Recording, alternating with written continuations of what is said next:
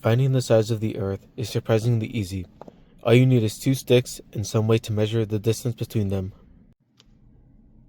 Around 240 BC, the chief librarian of the Library of Alexandria, Eratosthenes, heard a story about the city of Syene. At exactly noon during the summer solstice, when the Earth reached full tilt, approximately 23 degrees, the city's walls would be completely lit up by the sun and have no shadows inside. This suggested that the sun was perfectly overhead, and Eratosthenes wondered if the same happened in Alexandria. During the next opportunity, he placed a stick in the ground and observed its shadow. Since Alexandria laid at a latitude above 23 degrees, there was a shadow. Although he solved it geometrically, we can simply use the tan function to find the angle. The angle was found to be 7.2 degrees. By dividing it against a full circle, 360 degrees, he found that the distance between the two cities was approximately 1/50th of the Earth's circumference.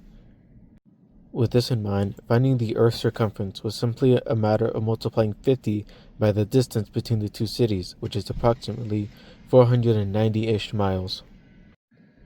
The resulting number, 24,500 miles, is surprisingly close to the real number, 24,902 miles. With the Earth's circumference found, we can now find the distance of the Moon using parallax. First, we need 2 points of considerable distance and the linear distance between them, also called chord length. To find the linear distance, we need the arc length, which is the distance along the circumference. In this case, the arc length will be 994.2 miles. Next, we need the angle that subtends the 2 points relative to the Earth's center. That requires the Earth's circumference, which we found earlier. We can just simply divide the arc length by the circumference and then multiply by 360 to get the degree measure. Plugging them in, we get a measure of 14.61 degrees. With the central angle found, we can use the chord length formula to find the linear distance between the 2 points. Chord length equals 2r sine theta over 2. R is the radius of the Earth, and theta is the central angle.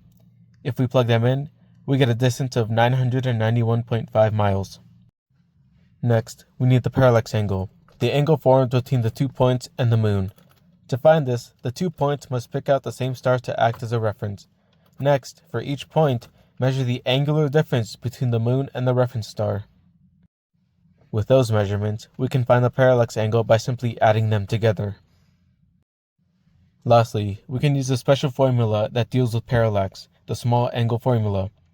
This formula is simply chord length times 57.3 degrees, or 1 radian, divided by the parallax angle. If we plug them in, we get a distance of 259,178 miles.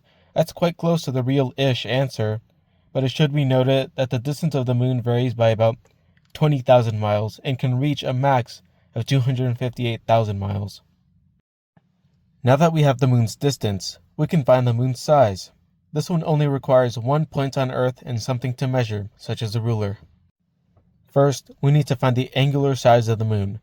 Angular size is the apparent size of an object as viewed through certain perspectives, in this case our eyes.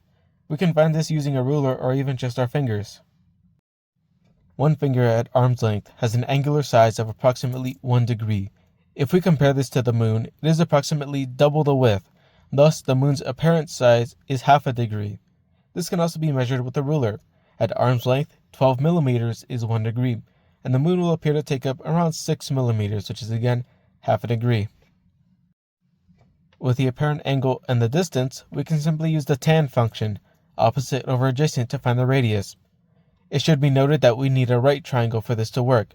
We can achieve this by dividing the angular size of the Moon by 2, and thus instead find the radius. Opposite is the radius, and adjacent is the distance of the Moon.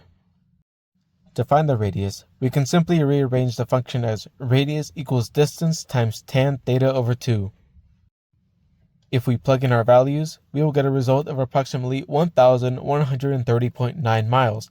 This is quite close to the Moon's actual radius, 1,079.6 miles, approximately a 50-mile difference.